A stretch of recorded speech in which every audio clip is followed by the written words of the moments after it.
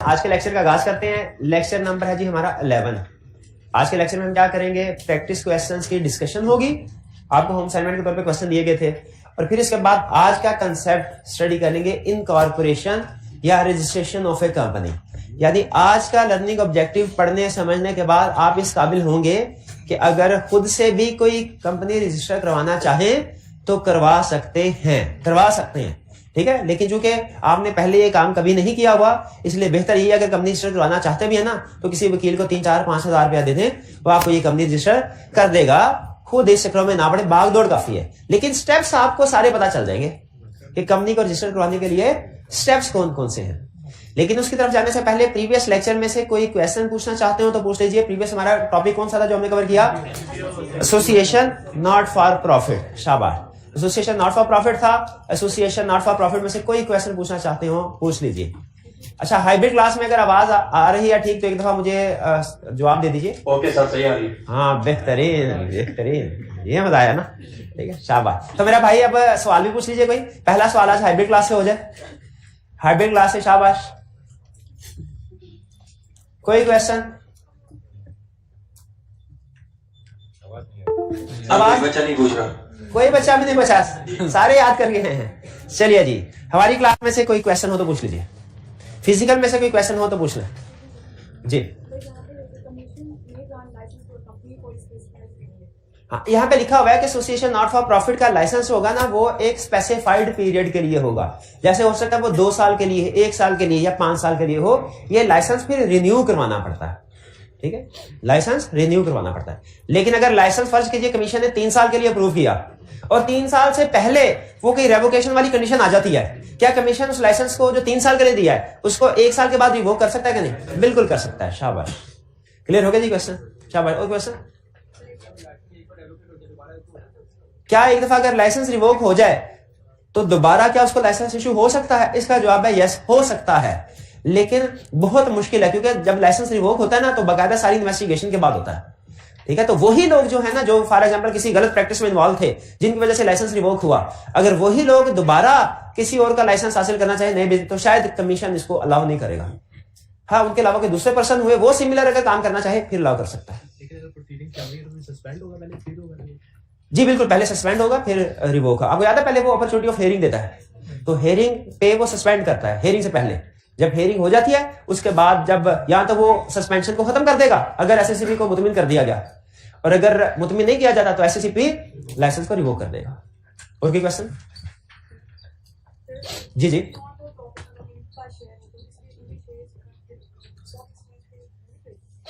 जो company limited by share है क्या उसके शेयर स्टॉक एक्सचेंज पे ट्रेड होंगे? ये क्वेश्चन आपका, ये डिपेंड करता है। कंपनी लिमिटेड बाय शेयर जो है ये अनलिस्टेड भी हो सकती है, लिस्टेड भी। अगर कंपनी लिमिटेड बाय शेयर है और प्राइवेट कंपनी है, इसके तो शेयर्स कभी भी स्टॉक एक्सचेंज पे लिस्ट नहीं होंगे। और अगर company limited by share public है तो इसके पास ऑप्शन है, चाहे अपने शेयर स्टॉक एक्सचेंज में लिस्ट करवा ले चाहे ना करवाए। अगर पब्लिक कंपनी अपने शेयर स्टॉक एक्सचेंज में लिस्ट करवा लेती है तो ये क्या होगा, लिस्टेड बन जाएगी। और अगर अपने शेयर स्टॉक एक्सचेंज में ये लिस्ट नहीं करवाती, अनलिस्टेड बन जाएगी। एनपीओ की बात कर, एनपीओ कभी भी लिस्टेड नहीं होगी, यूं बोले ना। एनपीओ का शेयर खरीदेगा कौन खरीदेगा? हाँ, उससे बेहतर साथ कोई गरीब गुरबा है उसको राशन डलवा दे। एनपीओ का पर्पज ही नहीं है ना उनका प्रॉफिट अर्न करना, स्टॉक एक्सचेंज में सारे प्रॉफिट बनो। जी जी, ये हमने कल पढ़ा था कि एनपीओ को ये वो होगी कि लिमिटेड हो सकती है ना, कंपनी हो सकती है, वो अपने साथ लिमिटेड नहीं। जी बिल्कुल, जो association not for profit organisation होती है ये पब्लिक लिमिटेड तो होती है, लेकिन अपने नाम के एंड में वर्ड लिमिटेड या गारंटी लिमिटेड ये नहीं लिखा। हाँ, आपको कैसे पता चले? यही तो वो चाहते हैं, यही तो फायदा है कि आपको पता ना चले कि लिमिटेड है कि अनलिमिटेड है। आप समझ रहे हो अनलिमिटेड है क्योंकि लिमिटेड नहीं लिखा और आप उसको पैसे देते जाए, लोन देते जाए उसको। यही तो फायदा है। अगर पता चल गया तो फिर फायदा किस चीज का रहा? ठीक है जी, और कोई क्वेश्चन? जी जी,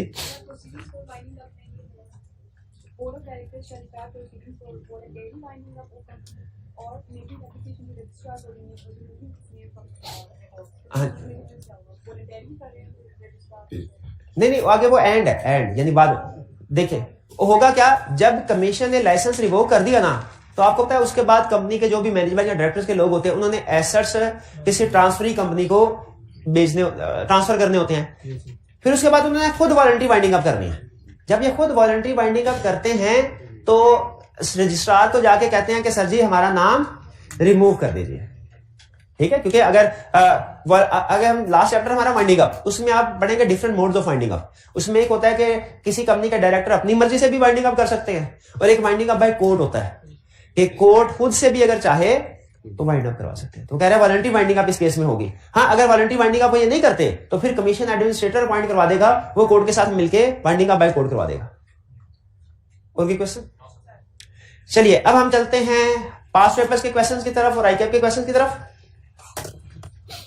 क्वेश्चन 14 कह रहा है Alfala associates is an association of person, it wants to register itself as a limited company but does not wish to include the word limited in its name.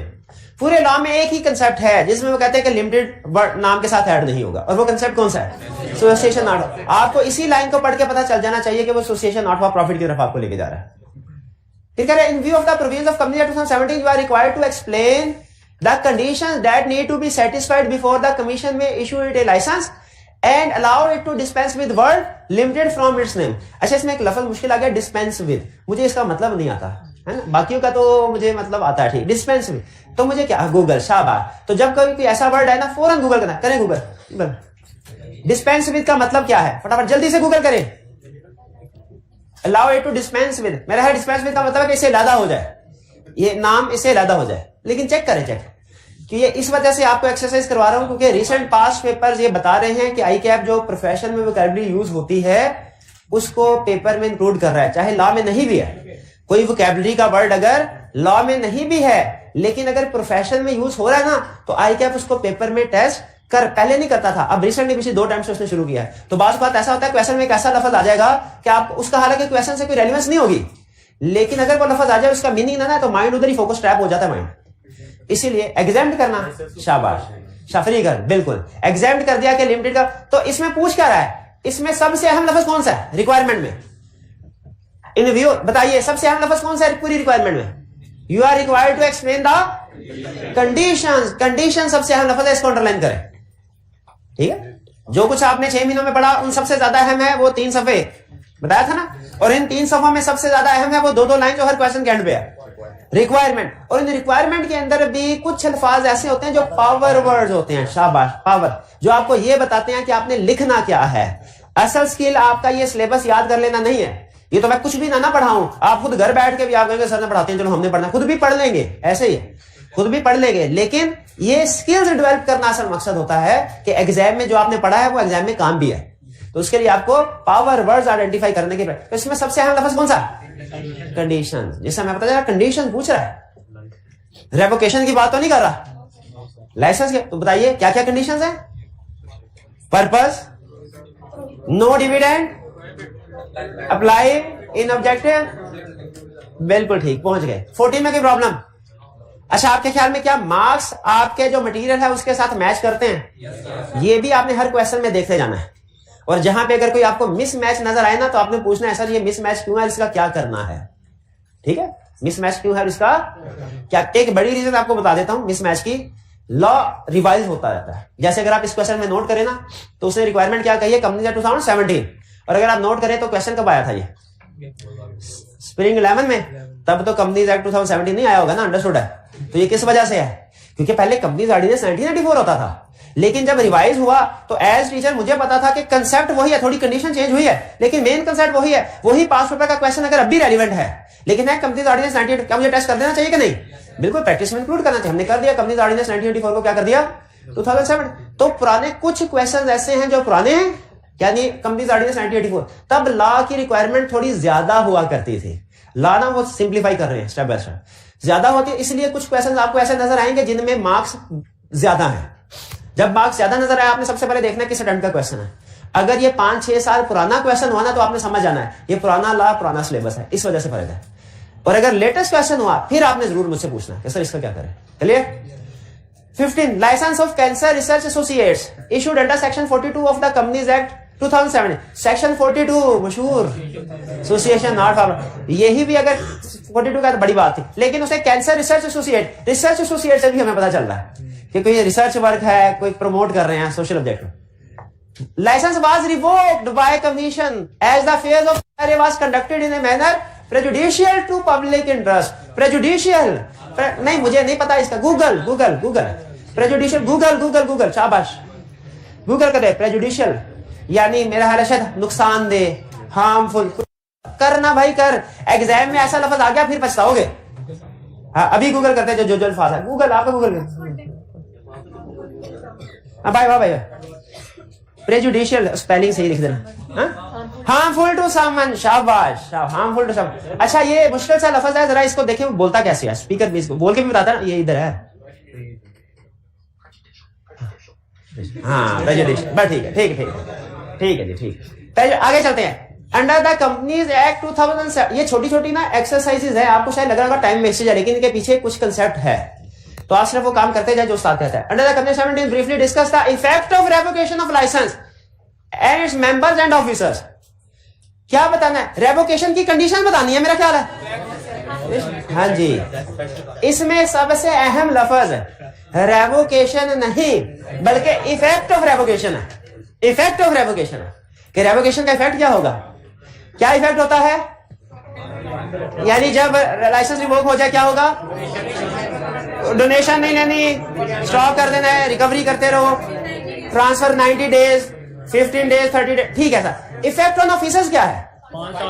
हाँ जी, इसमें अहम चीज थी कि उसने इफेक्ट पूछा है दो, मेंबर्स सीआरए पे भी और उसके मेंबर्स एंड ऑफिसर्स पे भी। सीआरए तो वो एसोसिएशन नॉट फॉर प्रॉफिट होगा ना, वो तो खत्म हो गई। अब उसके मेंबर्स और ऑफिसर्स में भी इफेक्ट है, और वो क्या है, 5 साल पाबंदी वाला। तो अब आपने जब इस क्वेश्चन को अटेम्प्ट करना है ना, तो इसकी दो हेडिंग्स बनानी है। एक बनाना है इफेक्ट ऑन सीआरए और दूसरी हेडिंग क्या होगी, effect on members and officers. Clear जी? 15 आगे जी बिल्कुल, हाँ जी बिल्कुल, रिपोर्ट टू रजिस्ट्रार भी मेंशन कर दें, बिल्कुल वो भी उसके इफेक्ट में शामिल है। 16 मैसेज शरीर जनरल हॉस्पिटल ऐसी चीजें company registered and as association not for profit. ये एसोसिएशन नॉट फॉर प्रॉफिट अहम लफ्ज है, इसको अंडरलाइन कर लें, इससे पता चल गया हमें कि किस टॉपिक का question. Next, commission revoked SGH licence on 30 January 2020 and order transfer of all the assets by 11 April. उसने लाइसेंस रिवोक किया और कहा 11 अप्रैल तक अपने सारे एसेट्स किसी सिमिलर एसोसिएशन को ट्रांसफर कर दो। SGH management transferred all the assets to Good Eye Hospital G another association not for profit on 3 April. उन्होंने उसे पहले 3 अप्रैल को कर दिया। अब कह रहा है required specify the period for which members and officers of SGH will not be eligible to hold any office in GEH। 5, अच्छा ये 5 साल कहां से काउंट करने, from the date of transfer, यानी 3 अप्रैल से। तो 3 अप्रैल से शुरू होंगे या 4 अप्रैल से? रूल बताया ना आपको, जिस दिन हुआ वो शामिल। तो जो साल 3 अप्रैल से शुरू होता है वो खत्म कब होता है भला? जो साल 3 अप्रैल से शुरू होगा वो खत्म कब होगा? 2 अप्रैल। शाबाश। तो ये 2 अप्रैल 2025 तक करने हैं, वो पोजीशन होल्ड नहीं कर सकते। क्लियर? चलिए जी, ये क्वेश्चन थे हमारे। अब हम चलते हैं नेक्स्ट कंसेप्ट। नेक्स्ट कंसेप्ट है हमारा प्रोसीजरल लर्निंग ऑब्जेक्टिव है, और ये इजी है। इजी इस वजह से है कि इसमें स्टेप बाय स्टेप डिस्कशन होगी। स्टेप नंबर 1 ये करो, स्टेप नंबर 2 ये करो, स्टेप नंबर 3 ये करो। आपने खुद फील किया होगा कि एक था हमारा कंडीशंस जो हमने एसोसिएशन नॉट फॉर प्रॉफिट में स्टडी की थी, एक कंडीशन थी, और एक था हमारा प्रोसीजर कि जब लाइसेंस रिवोक हो जाए तो क्या करना है। आपके लिए ज्यादा आसान कौन सा साबित हुआ बताइए? प्रोसीजर ना, क्योंकि उसमें स्टेप बाय स्टेप डिस्कशन होती है। सिर्फ उसमें डेज बाजू का कंफ्यूज करते हैं, किसमें 30 है, किसमें 15 है, किसमें 60, किसमें 90। वरना जो प्रोसीजर वाले कंसेप्ट होते हैं वो इजी होते हैं, क्योंकि लॉजिकल सीक्वेंस में चल रहा था ना, पहले ये करना फिर ये। उसी तरह जो हम इनकॉर्पोरेशन का प्रोसेस पढ़ने जा रहे हैं कि एक कंपनी की इनकॉर्पोरेशन कैसे होगी, रजिस्ट्रेशन कैसे होगी, ये भी स्टेप बाय स्टेप है। ठीक है, क्योंकि स्टेप बाय स्टेप है इसलिए ये स्टूडेंट्स के लिए नॉर्मली इजी होता है। हाँ, सिर्फ इसमें अगर किसी जगह डेज हैं तो डेज का आपने ध्यान रखना है। और अनफॉर्चुनेटली डेज वाला कंसेप्ट मेरे लिहाज से मेरे ख्याल में टेस्ट नहीं करना चाहिए, क्योंकि ये कोई कंसेप्ट नहीं है, सिर्फ मेमोरी टेस्ट है। लेकिन आईकैप अपने क्वेश्चन में इनको टेस्ट कर रहा है, इसीलिए जहां कहीं डेज आए ना किसी भी कंसेप्ट में, आपने उनको जरूर याद करना। अभी तक किसी कंसेप्ट में डेज आए हमारे कंपनी लॉ में? किस कंसेप्ट में? 90 डेज किस कंसेप्ट में? हाँ, ऐसा ट्रांसफर करने के लिए सुशील नाफा प्रॉफिट को 90 डेज का टाइम दिया था। 180 डेज कहां थे? नंबर ऑफ मेंबर्स कम हो जाए तो 190 डेज तक पूरे करने हैं, वरना इसके बाद लायबिलिटी। शाबाश। और सोचिए और डेज कहां आए थे? और कहा 1 ईयर कहा? हाँ, लिमिटेड। शाबाश शाबाश, कंपनी लिमिटेड बाय गारंटी। भाई को हमारा प्राइस रह गया नीचे, चले रहने दे, वो भी किसी हाँ जी मैसेज है। तो अगर 1 year company limited by guarantee है, उसमें कोई मेंबर छोड़ के जाता है तो छोड़ के जाने के बाद भी वो 1 साल तक लायबल रहेगा, लेकिन उन डेट्स का जो पहले थे। अच्छा, और कौन सा टाइम पीरियड? 15 डेज में ऐसे ट्रांसफर करने के बाद रजिस्ट्रार को रिपोर्ट देनी है, वो 15 डेज था। शाबाश। और 30 डेज वाला कौन सा था? रिपोर्ट के बाद हाँ, बाइंडिंग का, वॉलंटरी बाइंडिंग आप बोले ना, वॉलंटरी बाइंडिंग का 30 डेज। और 21 डेज स्पेशल रेजोल्यूशन 21 डेज। और 5 ईयर कौन सा था? वो डिस्क्वालिफिकेशन के ऑफिसर और मेंबर ट्रांसफरी कंपनी में कोई पोजीशन होल्ड नहीं कर सकते। ये डेज जो 180 डेज हो गया वो मिनिमम नंबर वाला ना, हाँ वो भी डिस्कस हो गया। शाबाश। तो ये डेज आपने खास तौर पे याद करने और रिवाइज करते जाने हैं। जहां जहां पे कोई डेज आएंगे बहाने से मैं कोशिश करूंगा कि प्रीवियस कंसेप्ट भी रिवाइज करवा दूं आपका, तो आपने भी याद करके आना। कह रहे रजिस्ट्रेशन ऑफ ए कंपनी की रजिस्ट्रेशन कैसे होगी? रजिस्ट्रेशन को ही इनकॉर्पोरेशन भी कहते हैं। यानी आप कोई फर्ज कीजिए सोल प्रोप्राइटरशिप का बिजनेस कर रहे हैं, पार्टनरशिप का बिजनेस कर रहे हैं, आप चाहते हैं उसको कंपनी में कन्वर्ट कर लें, तो कंपनी के तौर पे रजिस्ट्रेशन करवानी पड़ेगी ना। अच्छा, किसके पास करवानी पड़ेगी? रजिस्ट्रार के पास। उसका प्रोसीजर हम अभी स्टडी करने जा रहे हैं। सबसे पहले तो ये कहता है भाई ये देख लो कि किस किस बिजनेस ने रजिस्ट्रेशन लाजमी करवानी है और किसके लिए लाजमी नहीं है। यानी ये वो केसेस है जिनमें लाजमी आपने अपने बिजनेस की रजिस्ट्रेशन करवानी है एज कंपनी। इनके अलावा अगर कोई सिचुएशन है तो चाहे करवाएं चाहे ना कर, शुक्रिया, चाहे करवाएं और चाहे ना करवाएं। तो क्या कह रहा है? कह रहा है ऐसी हर वो पार्टनरशिप या association of person, association of person क्या है? लोग इकट्ठे हो जाएं। कोई भी पार्टनरशिप या एसोसिएशन ऑफ पर्सन जो बनाई गई है गेन के लिए, प्रॉफिट के लिए, ये गेन से उसने एसोसिएशन नॉट फॉर प्रॉफिट को एक्सक्लूड कर दिया। गेन के लिए, लोगों के, पार्टनर्स के गेन के लिए, पर्सन्स के गेन के लिए, और जिसमें पर्सन्स की तादाद 20 से ज्यादा हो जाए, तो फिर ऐसी पार्टनरशिप, ऐसी एसोसिएशन ऑफ पर्सन के लिए लाजमी है अपने आप को कंपनी के तौर पर रजिस्टर करवाए। यानी इन शॉर्ट पता क्या कर रहा है? अगर पार्टनरशिप में पार्टनर्स की तादाद 20 से ज्यादा हो जाए तो कंपनी के तौर पर रजिस्टर करवाओ। नहीं, बेसिक कंसेप्ट ये है, कंपनी के तौर पे रजिस्टर करवाओ। लेकिन याद रखें इसकी एक्सेप्शन है। यानी कुछ केसेस में एक्सेप्शन का मतलब क्या है? हाँ, लॉ में अक्सर एक्सेप्शन यूज होता है। एक्सेप्शन का मतलब है वो सिचुएशन जिनमें ये रूल अप्लाई नहीं हो। हमारा बेसिक रूल क्या है? पार्टनर्स की तादाद 20 से ज्यादा कंपनी बनानी है। अच्छा, लेकिन इसका यह मतलब नहीं है कि 20 से कम है तो कंपनी बना ही नहीं सकते। तो 20 से कम पे आपकी मर्जी है, 20 से ज्यादा पे रिक्वायर्ड है, 20 से ज्यादा रिक्वायर्ड। तो कह रहे और अगर कोई पार्टनरशिप या बिजनेस जिसमें मेंबर्स की तादाद 20 से ज्यादा है वो कंपनी के तौर पर रजिस्ट्रेशन नहीं करता, तो उसमें सारे मेंबर पर्सनली लायबल होंगे, प्लस उनको पेनल्टी भी पे करना पड़ेगी लेवल 1 की। लेवल 1। अच्छा, अब ये पेनल्टी की कहानी सुन लें। पहले हुआ ये करता था कि हर प्रोविजन की वायलेशन की अलग अलग अमाउंट बताई जाती थी। इसकी वायलेशन करेंगे 5,000 जुर्माना, इसकी वायलेशन करेंगे 50,000, इसकी 2 लाख। अब कंपनीज एक्ट में जितनी भी पेनल्टीज हैं उनको 3 लेवल में क्लासिफाई कर दिया गया है। Level 1, level 2, level 3। लेवल 1 छोटी पेनल्टी, लेवल 2 उससे बड़ी पेनल्टी, लेवल 3 उससे बड़ी पेनल्टी। तो अब स्टैंडर्डाइज कर दिया गया। वरना पहले हमें ना ये भी याद करना पड़ता था इस प्रोविजन की 50,000 पेनल्टी है, इसकी 2 लाख पेनल्टी है। और अक्सर ऐसे होता था मेन कंसेप्ट आसानी से याद हो जाता था, ये जो अमाउंट है ना ये मिक्स हो जाती थी कि किसकी 5 लाख है, किसकी 50 लाख है। तो यहां पे अब उसने आसान कर दिया। अब उसने 3 तरह की सिर्फ पेनल्टीज आएंगी, लेवल 1, लेवल 2, लेवल 3। उन्होंने कहा अगर आपने ये पाबंदी नहीं की तो क्या होगा? पेनल्टी भी पे करना पड़ेगी और आपकी लायबिलिटी भी पर्सनल हो जाएगी, यानी अनलिमिटेड हो जाएगी। लेकिन कहते हैं इस रूल की कुछ एक्सेप्शंस हैं, यानी वो सिचुएशन जिनमें अगर तादाद 20 से ज्यादा भी हो जाए तो कोई प्रॉब्लम नहीं। पहला, पार्टनरशिप ऑफ प्रोफेशनल्स, यानी सीए फर्म जो लॉयर्स हैं प्रोफेशनल्स, असल में जो सीए फर्म्स हैं या जो लॉयर्स हैं प्रोफेशनल्स की फर्म है, या चार्टर्ड अकाउंटेंट प्रोफेशनल है, लॉयर्स प्रोफेशनल है, एमबीए प्रोफेशनल है, एमबीए प्रोफेशनल। तो प्रोफेशनल्स की लायबिलिटी असल में लॉ अनलिमिटेड ही रखना चाहता है, उसको लिमिटेड नहीं करना चाहता। वरना ये फ्रॉड करके, अगर फर्ज कीजिए ये फ्रॉड करे तो ये जितना प्रॉफिट इन्होंने कमाया होगा अपने घर ले जाएंगे और जितना बिजनेस में होगा सिर्फ वही वापस करना पड़ेगा। तो लॉ ये चाहता है सीए फर्म्स की लायबिलिटी अनलिमिटेड ही रहे, इसलिए कहता है अगर आपकी तादाद 20 से ज्यादा भी बढ़ गई ना तो आप पार्टनरशिप के तौर पे ही काम करते रहो।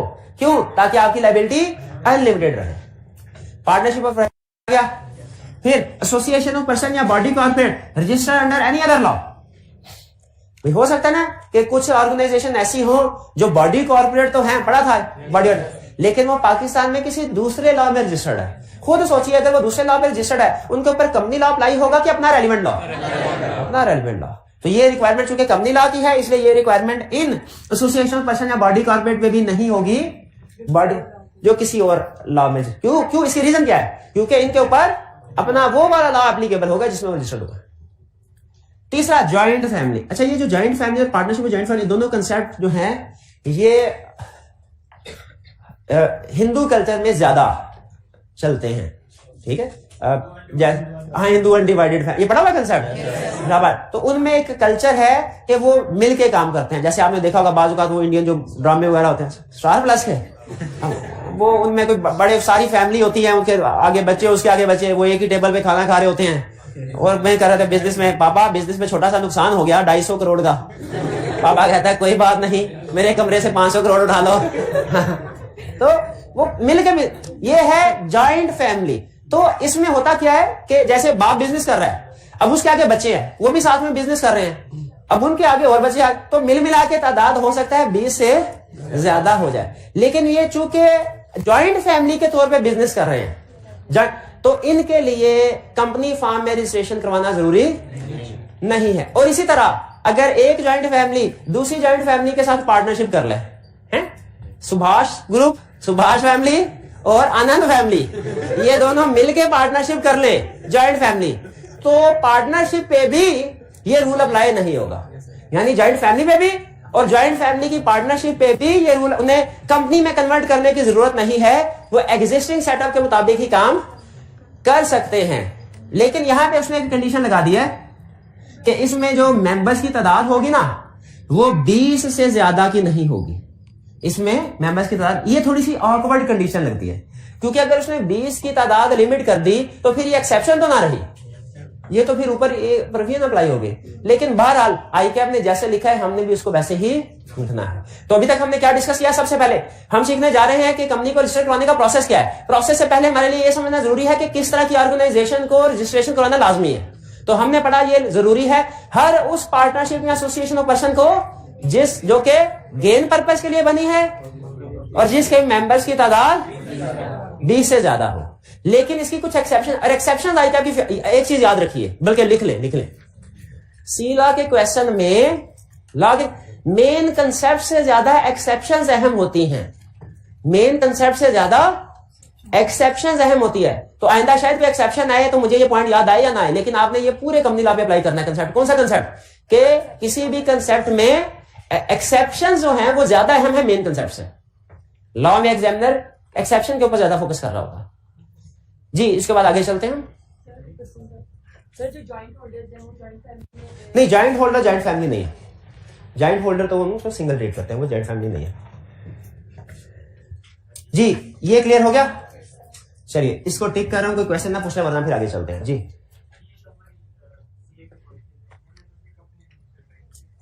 अच्छा, ये जो उनका कहना है कि सर ये जो सीए के कॉलेज या कुछ कॉलेज है प्राइवेट, इन्होंने भी कंपनी रजिस्टर करवाई होती है। तो देखें 20 से ऊपर मेंबर हो जाए तो रिक्वायर्ड है लेकिन इसका यह मतलब नहीं है कि अगर मेंबर्स की तादाद 20 से कम है तो कंपनी रजिस्टर नहीं करवा सकते। इवन अगर 3 लोग मिलकर बिजनेस कर रहे हैं ना, वो भी कंपनी रजिस्टर करवा सकते हैं। एक भी करवा सकता है भैया, single member company, single member company. चलिए नेक्स्ट कंसेप्ट चलते हैं। अब जी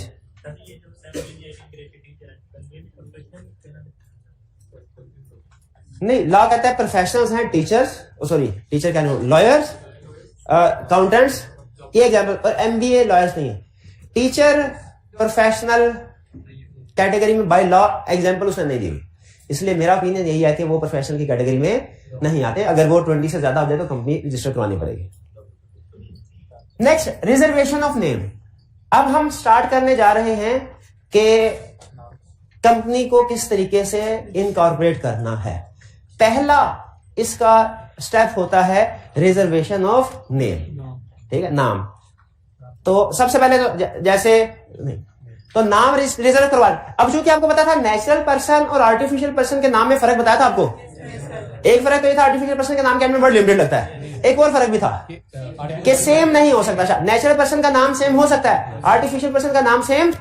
इसीलिए पहले ये कंफर्म करना जरूरी है सबसे पहले कि आप जिस नाम की कंपनी बनाना चाहते हैं क्या वो नाम अवेलेबल भी है कि नहीं। ऐसा तो नहीं कि ऑलरेडी किसी दूसरी कंपनी ने वो नाम चूज कर लिया हो। इसके लिए फिर क्या करना पड़ता है, रजिस्ट्रार के पास जाके नेम को रिजर्व करवाना है। ये पहला स्टेप है हमारा कंपनी इनकॉर्पोरेट करने का, क्या आपने नेम को रिजर्व करवाना है। अब आगे सिंपल कंसेप्ट है, step by step. Name reserve करवाना है। कौन लोग रिजर्व करवाएंगे? प्रमोटर्स। किसको अप्लाई करेंगे? रजिस्ट्रार को, के नाम रिजर्व कर दे। रजिस्ट्रार नाम रिजर्व करेगा तो कितने दिन के लिए? 60 डेज के लिए। अगर 60 डेज के लिए नाम रिजर्व हो जाता है, इसका मतलब है कि प्रमोटर्स ने with in 60 days company formation का प्रोसेस कंप्लीट करना, ठीक है। और अगर फर्ज कीजिए रजिस्ट्रार किसी नाम को रजिस्टर नहीं करता, रिफ्यूज कर देता है, रिजर्व नहीं करता, हालांकि हमारे ख्याल में वो नाम रिजर्व होना चाहिए था, अपील कर सकते हैं किसी को? किसको कर सकते हैं? कमीशन को। कितने दिनों में? With in 30 days. और याद रखें नॉर्मली किसी भी अथॉरिटी को अपील आपने फाइल करनी है उसके लिए 30 डेज का टाइम है। कोर्ट को भी अपील फाइल कर सकते हैं, उसके लिए कितना टाइम है? वो भी 30 डेज। तो यहां पे 30, अगर रजिस्ट्रार रिफ्यूज कर दे कि मैंने नाम रिजर्व नहीं करना तो किसके पास जाना है? और अगर कमीशन भी रिफ्यूज कर दे, कमीशन का डिसीजन कंपनी के केस में फाइनल है। कुछ मैटर्स ऐसे होते हैं जिनके बारे, जैसे कंपनी क्रिएट होनी चाहिए कि नहीं, इसका नाम एप्रोप्रिएट है कि नहीं, इसमें कहता है कमीशन के हमारा डिसीजन फाइनल होगा। ये एससीसीपी है, इलेक्शन कमीशन नहीं है, इसमें इसका डिसीजन फाइनल होगा। फिर कह रहा है name reserved shall be cancelled if incorrect information. अगर नाम रिजर्व करवाते हुए गलत इंफॉर्मेशन दे दी जाए, रजिस्ट्रार ने गलती से नाम रिजर्व कर दिया, गलत इंफॉर्मेशन प्रमोटर्स ने जमा करवाई, ऐसा हो सकता है ना कि वो डॉक्यूमेंट्स वगैरह। वैसे तो रजिस्ट्रार के पास जब डॉक्यूमेंट्स आते हैं ना तो रजिस्ट्रार उन डॉक्यूमेंट्स को पढ़ता है, देखता है कि वो डॉक्यूमेंट्स पूरे हैं, सही है कि नहीं। लेकिन इंसान है, कभी कभार उससे भी गलती हो सकती है। अगर कोई डॉक्यूमेंट्स में डिफेक्ट था और वो उस टाइम नहीं पकड़ सका, नेम रजिस्टर कर दिया, रिजर्व कर दिया, बाद में डिफेक्ट पता चला, अब बताइए कसूर किसका है? ना ना ना ना ना, कसूर रजिस्ट्रार का नहीं है, कसूर प्रमोटर्स का है, कसूर मेंबर्स का है। ये असूल जहन में रखिएगा, ठीक है। क्या रजिस्ट्रार उनका नाम अगर कैंसिल करना चाहे जो रिजर्व किया हुआ है, कर सकता है? यस, कर सकता है। यही उसने कहा name reserved shall be cancelled if incorrect information is supplied. ये बात समझ आ गई? इस स्टेप में तो हमारा हो गया नाम रिजर्व। तो मुझे बताइए, आप कंपनी बनाना चाहते हैं, सबसे पहले क्या करना है? रजिस्ट्रार के पास जाएंगे, उसको एप्लीकेशन देंगे, एप्लीकेशन के अंदर सारी इंफॉर्मेशन लिखनी है। रजिस्ट्रार का दिल किया तो वो रिजर्व कर देगा, दिल ना किया तो नहीं करेगा। अगर रिजर्व कर दिया तो कितने दिनों के लिए? 60 दिन के अंदर अंदर आपने बाकी का प्रोसेस कंप्लीट करना है। और अगर रिजर्व नहीं किया आपने कमीशन के पास जाना, कितने दिन में? With in 30। और कमीशन भी कहता है नहीं करना, तो फिर फारेगा, फिर अब नाम ही चेंज करना पड़ेगा, ठीक है। चलिए आगे चले। अच्छा हाँ, एक ऑप्शन मेरे ज़हन में और आई कि अगर लाहौर वाला कमीशन कैंसिल कर देना तो फिर कराची वाले में जाके दोबारा प्रोसेस स्टार्ट कर सकते हैं। हाँ जी, शाबाश। कमीशन पूरे पाकिस्तान में एक ही है, रजिस्ट्रार ऑफिस डिफरेंट है, शाबाश। चलिए आगे चलते हैं। फिर है कंडीशंस फॉर रजिस्ट्रेशन। अब यहां भी हम अज्यूम कर रहे हैं गुड क्या अज्यूम कर रहे हैं? कि नेम रिजर्व हो गया, नेम रिजर्व हो गया, आप क्या करना है, रजिस्ट्रेशन करवानी है कंपनी की, रजिस्ट्रेशन करवानी है कंपनी की। अब देखें अभी नाम रिजर्व हुआ है, कंपनी रजिस्टर नहीं हुई, नाम सिर्फ रिजर्व हुआ है। अब कंपनी रजिस्टर करवाने के लिए कौन जाएगा रजिस्ट्रार के पास, प्रमोटर, प्रमोटर्स नहीं कहना चाहिए बल्कि अब उनको सब्सक्राइबर का, क्योंकि अब ये जा रहे हैं ना तो मेमोरेंडम और आर्टिकल्स बना के साइन करके जा रहे हैं, तो सब्सक्राइबर्स अप्लाई करेंगे रजिस्ट्रार को इन डॉक्यूमेंट्स के साथ, और इन डॉक्यूमेंट्स का साइन होना जरूरी है, ये ध्यान में रखिएगा। अगर इनमें से ये साइन ना हुए ना तो जो सब्सक्राइबर नहीं है रजिस्टर ही नहीं करेगा रजिस्ट्रार। कौन कौन से डॉक्यूमेंट्स, ये 4 डॉक्यूमेंट्स ये सुन लीजिए। पहला मेमोरेंडम ऑफ एसोसिएशन, दूसरा आर्टिकल। अच्छा मुझे बताइए मेमोरेंडम ऑफ एसोसिएशन और आर्टिकल में फर्क क्या है? मेमोरेंडम है बेसिक इंफॉर्मेशन या रिक्वायर्ड इंफॉर्मेशन होती है, आर्टिकल्स में डिटेल्ड इंफॉर्मेशन होती है, और आर्टिकल्स इंटरनल कंपनी के मैटर्स कैसे चलेंगे उनके बारे में गाइडेंस दे रहा होता है। तो जो बेसिक या रिक्वायर्ड इंफॉर्मेशन है वो किस डॉक्यूमेंट में है, मेमोरेंडम में, और जो डिटेल्ड या इंटरनल मैटर से रिलेटेड है। अच्छा सोच के बताइए, एक बात मैं बताता हूं, दूसरी बात आपने मुझे बतानी है। प्रैक्टिकली अगर आप memorandum of association article association देखेंगे ना तो मेमोरेंडम सिर्फ 1-2 सफों की डॉक्यूमेंट है, और आर्टिकल्स ऑफ एसोसिएशन बार का 150-200 सफों पे पहुंच जाती है। मेमोरेंडम 1-2 सफे, आर्टिकल्स 150-200 सफे, ठीक है। ये मुझे ये बताइए, अब ये मैंने आपको इन्फॉर्मेशन दी, अब आपसे सवाल पूछ रहा हूं, दोनों में से कौन सी ज्यादा जरूरी है? मेमोरेंडम ऑफ एसोसिएशन ज्यादा जरूरी है, क्योंकि इसमें कंपनी की बेसिक या रिक्वायर्ड इंफॉर्मेशन होती है, कंपनी का नाम क्या है, ऑफिस किस जगह पे है, लायबिलिटी क्या है, शेयर कैपिटल वगैरह, ये सारी इंफॉर्मेशन। इसीलिए अच्छा अब लेकिन साथ ही साथ कमीशन ये भी चाहता है कि कंपनी बनाने का प्रोसेस सिंप्लीफाई किया जाए। इन्वेस्टर के असिस्टेंस के प्रोग्राम कमीशन वक्तन फक्तन चलाता रहता है गाइडेंस के लिए, तो उसमें जो इन्वेस्टर्स है ना उन्होंने कहा सर हमें ना वकीलों के ऑफिस के धक्के खाने पड़ते हैं आर्टिकल्स बनाने के लिए। मेमोरेंडम तो हम बना लेते हैं, एक सफे की डॉक्यूमेंट्स है बेसिक, आर्टिकल्स बनाने के लिए वकीलों के ऑफिस के धक्के खाने पड़ते हैं। तो कमीशन ने क्या किया, उसने कहा ठीक है हम आपकी सहूलत कर देते हैं, अगर आप चाहें तो अपना आर्टिकल खुद से बना के सबमिट करवा दें, और अगर खुद से नहीं बनाना चाहते हमने एक मॉडल आर्टिकल अपनी वेबसाइट पे बना के अपलोड कर दिया हुआ है, आप उसको डाउनलोड करें, फिल करके वही सबमिट करवा दें। ये भी नहीं करवाना चाहते, इससे भी आसानी है, क्या सिर्फ मेमोरेंडम ऑफ एसोसिएशन सबमिट करवाए, आर्टिकल जमा करवाएं ही ना, हम एज्यूम करेंगे कि आपके ऊपर आपको वही आर्टिकल मंजूर है जो हमारी वेबसाइट वाला है। ये लीगल पॉइंट समझ आया कि कंपनी मेमोरेंडम रजिस्टर करवाना रिक्वायर्ड है, लेकिन आर्टिकल रजिस्टर करवाना जो कंपनी लिमिटेड बाय शेयर है उसके लिए required, company limited by share के लिए रिक्वायर्ड, किसके लिए, कंपनी लिमिटेड बाय शेयर के लिए। क्या सबमिट करवाना रिक्वायर्ड नहीं, आर्टिकल ऑफ एसोसिएशन सबमिट करवाना रिक्वायर्ड नहीं, ठीक है। और अगर वो सबमिट नहीं करवाती तो क्या इसका ये मतलब उसका कोई आर्टिकल ही नहीं है, कौन से वाला, वेबसाइट वाला, शाबाश, ठीक है जी। ये बात समझ आ गई, नॉट रिक्वायर्ड फॉर कंपनी। अच्छा बता सकते हैं पाकिस्तान में सबसे ज्यादा कंपनीज कौन सी है, लिमिटेड बाय शेयर के, limited by guarantee, unlimited, limited by share, इसलिए मैंने लिमिटेड बाय शेयर की सहूलत के लिए कमीशन ने ये पॉइंट रखा हुआ है, ठीक। तो ये पॉइंट जब याद करें ना तो आपने शुक्र अदा करना है कि कमीशन ने आसानी की, ठीक। आगे डिक्लेरेशन ऑफ कंप्लायंस, ये साथ में बयान हल्फी भी जमा करवाना होता है, डिक्लेरेशन कहते हैं बयान हल्फी, सुना होगा बयान हल्फी, हाँ जी, अच्छा तो जो सब्सक्राइबर्स हैं वो मेमोरेंडम और आर्टिकल के साथ एक बयान हल्फी भी जमा करवाएंगे जिसमें वो ये लिखते हैं कि कंपनीज की रजिस्ट्रेशन के लिए जितनी भी रिक्वायरमेंट्स थी हमने पूरी कर दी। फिर लिखते हैं आइंदा जो भी वक्तन फवक्तन रिक्वायरमेंट्स अगर चेंज होती है हम उनकी भी पाबंदी करेंगे। और फिर लिखते हैं अगर हमारे ऊपर वाले बयान में किसी किस्म की गलती पाई जाए तो रजिस्ट्रार या कमीशन हमारे खिलाफ एक्शन ले सकता है, हम जिम्मेदार होंगे, ठीक है। ये साइन करके डिक्लेरेशन ऑफ कंप्लायंस भी, ठीक। और फिर एक चीज और, address for correspondence, address for, अच्छा आपको मैंने बताया कि मेमोरेंडम के अंदर एक क्लास होती है रजिस्टर्ड ऑफिस क्लास, एक इंटरेस्टिंग फैक्ट आपको बताने लगा। उसमें क्या होता है, ऑफिस की जगह पे है कंपनी का, लेकिन उसमें सिर्फ प्रोविंस का नाम होता है, कंप्लीट एड्रेस नहीं होता। मेमोरेंडम ऑफ एसोसिएशन में रजिस्टर्ड ऑफिस क्लास होती है, उसमें बताया जाता है कंपनी का रजिस्टर्ड ऑफिस किस प्रोविंस में सिचुएटेड है, प्रोविंस में पंजाब या सिंध, ये डिटेल एड्रेस नहीं, शहर का नाम नहीं होगा, स्ट्रीट नेम वगैरह नहीं हो, तो सवाल यह है कि जब डॉक्यूमेंट सारे चले जाएंगे रजिस्ट्रार के पास, उसने जब सर्टिफिकेट ऑफ इनकॉर्पोरेशन इशू करना है, कहां भिजवाएगा? किस एड्रेस पे? पंजाब में? हाँ, वो कंप्लीट एड्रेस अलहदा से देना जरूरी है। तो सब्सक्राइबर जब रजिस्ट्रार को ये डॉक्यूमेंट जमा करवा देंगे ना, उसके साथ अपना एक कंप्लीट एड्रेस देंगे। ये एड्रेस किस पर्पज के लिए है? कॉरेस्पॉन्डेंस के लिए।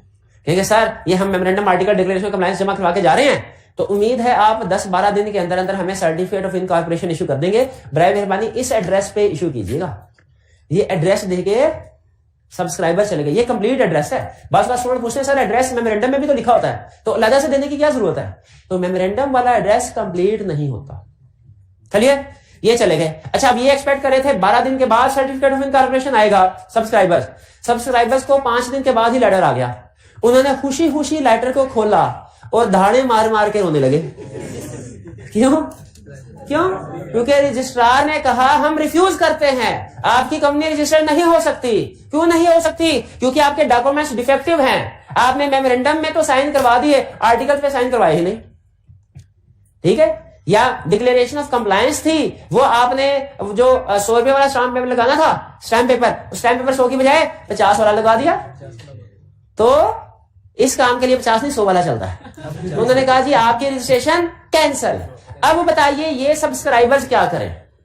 इनके पास 2 रास्ते हैं। ये सब, हाँ, या तो अच्छे बच्चों की तरह जो रजिस्ट्रार ने कहा है वो कर ले, डेफिशिएंसी रिमूव कर ले। अगर ये डेफिशिएंसी रिमूव कर देते हैं तो रजिस्ट्रार क्या करेगा? ठीक है, अगर डॉक्यूमेंट्स डिफेक्टिव हैं, लॉ के मुताबिक नहीं है, क्या रजिस्ट्रार को सर्टिफिकेट इशू करना चाहिए कि रिजेक्ट करना चाहिए? रिजेक्ट कर दिया। सब्सक्राइबर के पास क्या ऑप्शन है? 2 में से पहली ऑप्शन, रिवाइज, सही करें अपनी गलती और रिवाइज डॉक्यूमेंट। और अगर ये समझते हैं कि नहीं हमारी डॉक्यूमेंट ठीक थी, फिर क्या करें? कमीशन को अपील। और दिन कितने होते हैं अपील के? 30 दिन में। 30 दिन में, ठीक है। और कमीशन के फैसले के खिलाफ कोई अपील नहीं, क्योंकि ये सिक्योरिटीज एंड एक्सचेंज कमीशन है, इलेक्शन कमीशन। अच्छा, अगर लीगल रिक्वायरमेंट्स फुलफिल हो जाए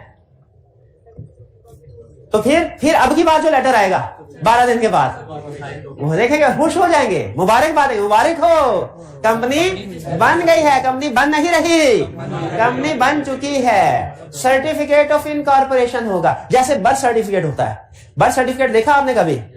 उस बर्थ सर्टिफिकेट के ऊपर क्या कुछ लिखा होता है? नाम, डेट ऑफ बर्थ, वालिद का नाम, जेंडर, ये।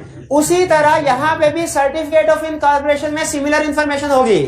कंपनी का नाम, डेट ऑफ इनकॉर्पोरेशन और जेंडर नहीं, टाइप ऑफ कंपनी के लिमिटेड बाय शेयर है या लिमिटेड बाय गारंटी है, पब्लिक कंपनी है कि प्राइवेट कंपनी है। ये सारी इंफॉर्मेशन और ये सर्टिफिकेट ऑफ इंफॉर्मेशन कंक्लूसिव यानी फाइनल यानी परफेक्ट एविडेंस होता है इस चीज का कि कंपनी इनकॉर्पोरेट हो चुकी है। इस डेट से पहले company incorporate, certificate of incorporation की जो डेट, इसको नोट करना है आपने, ये सीला में आएगी बार बार। कौन सी डेट? जो इस सर्टिफिकेट ऑफ इनकॉर्पोरेशन के ऊपर डेट लिखी हुई है, ये केस स्टडी में यूज होगी बार, इसको नोट कर लें। ये वो डेट है, जिस दिन लेटर आया वो डेट नहीं है हम, जिस दिन एप्लीकेशन फाइल की वो डेट नहीं है हम, जिस दिन सर्टिफिकेट ऑफ इनकॉर्पोरेशन और सर्टिफिकेट ऑफ कॉर्पोरेशन जो डेट लिखी हुई है वो अहम है। उस दिन कंपनी पैदा हुई आर्टिफिशियल वर्ल्ड में, उस दिन रजिस्टर हुई।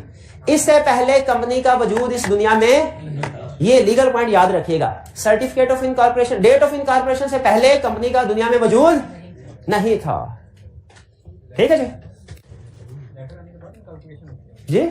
नहीं, इनकॉर्पोरेशन लेटर के बाद नहीं होती। सर्टिफिकेट ऑफ इनकॉर्पोरेशन के ऊपर जो डेट लिखी होगी वो होती है इनकॉर्पोरेशन, उस दिन कंपनी इनकॉर्पोरेट हुई है। लेटर तो जब मर्जी आ जाए, लेटर तो कोई प्रॉब्लम, लेटर 2-4 दिन बाद ही आएगा। इनकॉर्पोरेशन 20 अप्रैल को हुई, लेटर 25 अप्रैल को पहुंचा। डेट ऑफ इनकॉर्पोरेशन क्या है? 20 अप्रैल। ठीक है, चलिए आगे चलते हैं हम। अगर रजिस्ट्रेशन होगी तो इसका इफेक्ट क्या होगा? रजिस्ट्रेशन होगी तो अभी हमने इफेक्ट एक और भी तो पढ़ा था, रेवोकेशन का इफेक्ट। अब कौन सा इफेक्ट पढ़ रहे हैं? रजिस्ट्रेशन का इफेक्ट। कि अगर एक कंपनी रजिस्ट्रेशन हो जाए तो इसका मतलब है एग्जाम में जब इफेक्ट पूछे तो हमने क्वेश्चन को ध्यान से पढ़ लेना है। क्यों? इफेक्ट ऑफ रजिस्ट्रेशन पूछ रहा है, इफेक्ट ऑफ रेवोकेशन पूछ रहा है। रजिस्ट्रेशन का इफेक्ट क्या होगा? इस दिन के बाद कंपनी बॉडी कॉर्पोरेट है, उस नाम के साथ जो उसका नाम लिखा हुआ है सर्टिफिकेट ऑफ कॉर्पोरेशन के बाद, इस दिन के बाद जो कंपनी के प्रमोटर्स थे और जो कंपनियां, उनकी राहें जुदा जुदा हो गई। सेपरेट लीगल पहुंचे, शाबाश, क्या हो गए? सेपरेट लीगल, 20 वाला कंसेप्ट था। Separate legal status, body corporate है, body corporate company body corporate बन, इसका मतलब क्या है? अब के बाद कंपनी अपनी डीलिंग के लिए खुद जिम्मेदार है और मेंबर्स अलग अलग। दूसरा इफेक्ट, सेपरेट लीगल स्टेटस, दोनों का लीगल स्टेटस सेपरेट है, किसका? मेंबर्स का और अच्छा जरा गौर से सोच के बताइएगा, सेपरेट लीगल स्टेटस किनका सेपरेट हुआ? कंपनी और प्रमोटर्स का या कंपनी और मेंबर्स का? मेंबर्स का, क्योंकि जिस दिन कंपनी रजिस्टर हो गई ना, उस दिन प्रमोटर जो थे वो मेंबर बन गए, सॉरी सब्सक्राइबर जो थे वो मेंबर बन गए। हाँ, पहले प्रमोटर, फिर सब्सक्राइबर, फिर मेंबर। जब कंपनी मेंबर, हाँ, मेंबर बनने के बाद शेयर होल्डर, सुभान अल्लाह, और फिर उसके बाद फिर उसके एंड में कंट्रीब्यूटरी। एक ही लोग हैं, उनके डिफरेंट स्टेजेस पे डिफरेंट नेम है। तो यहां पे सेपरेट लीगल स्टेटस आ। एंड परपेचुअल सक्सेशन मतलब क्या? अब कंपनी को मौत नहीं आएगी। कंपनी क्यों? आर्टिफिशियल पर्सन है, उस बेचारे को भी जिंदगी नहीं मिली। कॉमन सील यानी उसकी एक स्टैंप होगी, ठप्पा होगा, और उस ठप्पे से पहचाना जाएगा। डॉक्यूमेंट के ऊपर साइन होते हैं ना, स्टैंप लगी होती है। कॉलेज में, स्कूल में, या वो कभी होता है ना, हम वो पेपर देने होते थे तो टीचर से टेस्टेशन कराते थे, तस्वीर, तो सिर्फ साइन होते थे कि साथ में सील स्टैंप भी होते थे। आगे चलते हैं। सब्सक्राइबर बिकम मेंबर्स विद, अब जो सब्सक्राइबर्स है वो क्या हो गए? मेंबर्स हो गए। और फिर इसके बाद में इनिशियल शेयर होल्डर भी यही बनते हैं, यानी इनिशियल बाद में शेयर होल्डर भी, भाई की बात, वो मेंबर बन गए ना। मेंबर बनने के फौरी, आपको याद है मारिया वाली केस स्टडी जिसमें उसने कहा था कि उसने साइन तो कर दिया है, कंपनी में शेयर नहीं मिले, तो अभी मेंबर, लेकिन बाद यहाँ इस स्टेज में मेंबर हो गए, और बाद में जब इनको शेयर इशू हो जाएंगे, शेयर होल्डर भी बन जाएंगे ये, ठीक है। फिर person named in articles become, articles के अंदर लिखा जाता है कि कंपनी के इंटरनल मामलात को कौन चलाएंगे, कौन लोग, वो नाम लिखे जाते हैं। तो जैसे ही कंपनी रजिस्टर्ड होगी, जिन लोगों का नाम लिखा जाएगा वो कौन बन जाएंगे? डायरेक्टर्स। तो कंपनी को कौन मैनेज करेगा, कौन चलाएंगे? डायरेक्टर्स। कुछ समझ आई? चलिए, अच्छा इसमें केस स्टडी के पॉइंट ऑफ व्यू से अगर आप कहें तो दो चीजें और बता दो कि अभी लेक्चर खत्म कर दें। दो चीजें बता दूं, सुन लें। पहली चीज, क्या आपको promoters, subscriber, member, share holder, contributory, इनमें फर्क पता चल गया? और आपको यह भी पता चल गया कि मेंबर और शेयर होल्डर में फर्क है, ठीक है। मेंबर तीन तरह से बन सकता है, subscriber, share holder, guarantor. Subscriber, share holder, guarantor, यानी मेंबर शेयर होल्डर हो भी सकता है, नहीं भी हो सकता। सब्सक्राइबर और गारंटर के केस में वो शेयर होल्डर नहीं होगा, मेंबर तो होगा, शेयर होल्डर। ये वाली लाइन सब्सक्राइबर और गारंटर के लिए, ठीक है। मेंबर में और may not be share holder, ये बात समझ आ रही है? अच्छा, फिर इसके बाद कह रहा है status of pre incorporation contract. Company incorporate हुई 20 अप्रैल को, क्या 20 अप्रैल से पहले अगर प्रमोटर्स ने कोई एग्रीमेंट वगैरह किया है, उसके लिए कंपनी लायबल है?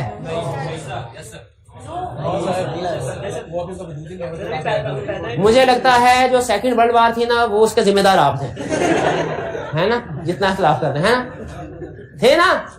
नहीं, साबित करें क्यों नहीं थे? कहीं मैं असर उस वक्त पैदा ही नहीं हुआ था, ये है, समझ आई है? तो जिस वक्त कंपनी पैदा ही नहीं हुई थी, पैदाइश से पहले के एक्ट के लिए वो जिम्मेदार हो सकती है? नहीं हो सकती, नहीं हो सकती।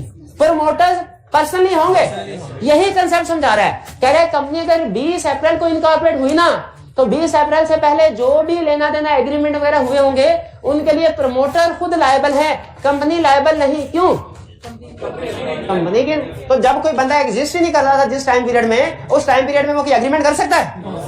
नहीं कर सकता। लेकिन इसमें एक ट्विस्ट है, आप चूंकि बैग पैक कर रहे हैं, सब ट्विस्ट नहीं बताऊंगा मैं। क्वेश्चन है तो बताएं। नहीं क्वेश्चन नहीं, इन्होंने पूछा सर वो सर्टिफिकेट ऑफ मैनेजमेंट बिजनेस भी तो एक होता था, वो बाद की चीज है, वो इसके साथ नहीं मिलता, वो इसके साथ नहीं मिलता। वो बाद की बताया था ना, एक है बर्थ सर्टिफिकेट, एक है आईडी कार्ड। आपका आईडी कार्ड बर्थ सर्टिफिकेट साथ थोड़ी मिलेगा, बाद में मिलेगा, तो वो बाद में मिलेगा। कंपनी अगर पहले कोई एक्सपेंसेस इनकर हुए हैं जो भी पेएबल है, यही तो पॉइंट समझाना था और आप बैक करना शुरू हो गए। अगर फर्ज कीजिए कि प्रमोटर्स, अब समझा देता हूं, प्रमोटर्स ने 20 तारीख से पहले किसी वकील से कहा सर हम कंपनी बनाना चाहते हैं, आप मेमोरेंडम और आर्टिकल्स बना दें और हमारी हेल्प करें। प्रमोटर्स ने, लॉयर ने कहा अच्छा 20,000 रुपया लूंगा। प्रमोटर ने कहा ठीक है।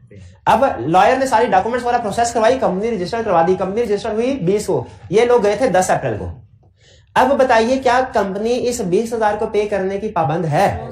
इसका जवाब है, वन वर्ड आंसर है नहीं। रीजन क्या है? क्योंकि वो उसकी एग्जिस्टेंस से पहले का कॉन्ट्रैक्ट है। कोई भी कंपनी अपनी एग्जिस्टेंस से पहले के, जब वो एग्जिस्ट नहीं करती थी, उन कॉन्ट्रैक्ट के लिए लायबल भी नहीं हो सकती। लेकिन अगर प्रमोटर्स चाहते हैं कि ये बिल कंपनी ही अदा करे, तो वो एक काम कर सकते हैं। क्या भला? कंपनी के आर्टिकल्स में एक लाइन लिखवा दे कि pre incorporation contract expenses company पे करेगी। सोचिए जरा, अगर आर्टिकल्स में ये बात लिख दी गई और ये आर्टिकल रजिस्टर हो गए, तो कंपनी ने अपनी जिंदगी किसके मुताबिक गुजारनी है? तो क्या अब ये प्री इनकॉर्पोरेशन कॉन्ट्रैक्ट वो पे करेगी कि नहीं करेगी? करेगी, क्योंकि उसके आर्टिकल्स का हिस्सा बन गया। वरना अगर आर्टिकल साइलेंट है तो याद रखें, प्री इनकॉर्पोरेशन कॉन्ट्रैक्ट की जिम्मेदारी कंपनी पे नहीं है। किस पे है? प्रमोटर्स पे, सब्सक्राइबर पे, कंपनी पे नहीं है। कंपनी की जिम्मेदारी तब होगी जब रजिस्टर होती है, उसके बाद वाली चीजों के लिए। हाँ, रजिस्ट्रार वगैरह को भी फीस देना पड़ती है, बिल्कुल फीस देना पड़ती है। तो वो भी सोचे कंपनी एग्जिस्ट होने से पहले के बाद, पहले पे कर, तो कंपनी उसके लिए लायबल नहीं है, अनलेस आर्टिकल्स में लिख दिया जाए। शाबाश।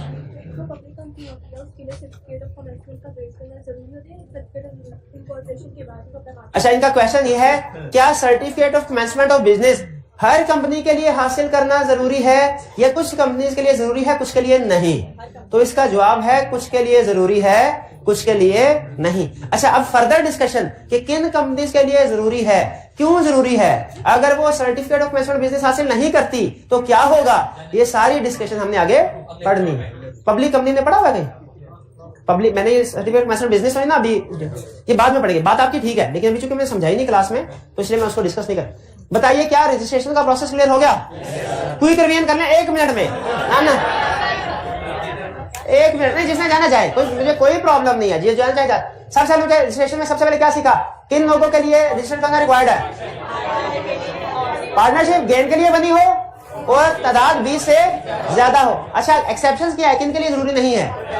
प्रोफेशनल्स के लिए जरूरी नहीं है, और joint family, partnership of joint family, और body registered under any law. अच्छा, प्रोसेस क्या है? सबसे पहला स्टेप क्या करना है कंपनी बनाने के लिए? नेम रिजर्व करवाना है। कौन करेगा? अप्लाई करेंगे प्रमोटर। रिजर्व करने की अथॉरिटी कौन है? कितने दिन के लिए रिजर्व कर? अगर रिजर्व ना करे तो कमीशन का डिसीजन रिजर्व कर दिया। अब डॉक्यूमेंट जमा करवाने कौन कौन से? 4, memorandum, article, declaration of compliance और एड्रेस लिखवा के घर आ गए। इसके बाद अगर रजिस्ट्रार अलाउ कर दे तो वह सर्टिफिकेट ऑफ इनकॉर्पोरेशन सेट करेगा। अगर रजिस्ट्रार रिफ्यूज कर दे तो दो ऑप्शन है इनके पास। पहली ऑप्शन रिवाइज करके रिवाइज सबमिट कर, दूसरी ऑप्शन कमीशन को अपील करने। अच्छा, अगर रिवाइज करके सबमिट करवा दी और रजिस्ट्रार ने रजिस्टर कर दी, इसका इफेक्ट क्या होगा? वो कंपनी रजिस्टर होगी, यानी बॉडी कॉर्पोरेट बन गई, सेपरेट लीगल स्टेटस हो गया मेंबर का, सब्सक्राइबर मेंबर बन गए, और बाद में यही शेयर होल्डर भी बन जाएंगे, और जिनका नाम लिखा हुआ था आर्टिकल्स में वो। और अहम चीज, प्री इनकॉर्पोरेशन कॉन्ट्रैक्ट्स के लिए क्या कंपनी रिस्पॉन्सिबल है? नहीं है, लेकिन अगर आर्टिकल में लिखा है तो है। शाबाश, ये था हमारा आज का लेक्चर। असाइनमेंट जरूर कीजिएगा, असाइनमेंट शेयर कर दी गई आपको। अल्लाह हाफिज।